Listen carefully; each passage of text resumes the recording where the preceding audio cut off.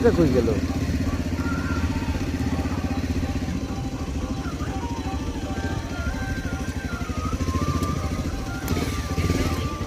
ফেসে যাবে গাড়ি। না না ফেসবে না, ওই সাইড দিয়ে ঘুরে চলো। ফেসবে না তো?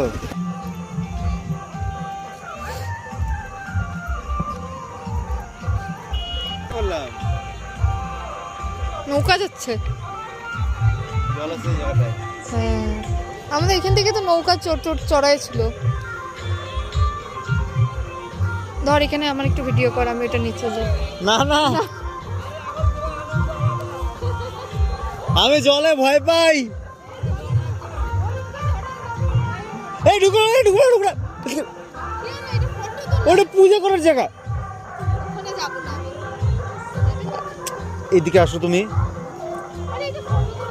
ফটো তোলার না, এটা এটা কার কেউ এখানে এইটুকু এইটুকু করে করে ঘাট নেয়, এবার এটা সাজাইছে। দেখো আমি প্রসাদ পেয়ে গেছি, মেয়া কি প্রসাদ, এখন আমি খাবো। ঘাট, সমাজপাড়া ঘাট। আমার বিয়ে 10 বছরে এই প্রথম আমার বর আমাকে ছট পূজায় এত ঘোরাচ্ছে। আমি তো আজকে অবাক। আমি খুব আমার বরের প্রতি আজকে প্রাউড ফিল করছি যে এত ঘোরাচ্ছে আমাকে। সব ঘাট দেখায় ফেলাইলো, কোনো ঘাট, যতগুলা ঘাট দেখলাম এই ঘাটটাই মনে হয় সব থেকে সুন্দর, সাজানো গোছানো পরিষ্কার। সবকটাই পরিষ্কার, কিন্তু এটা বেশি সুন্দর লাগছে দেখতে। হয়ে গেল আমাদের ছট পূজার ঘাট দেখা সব।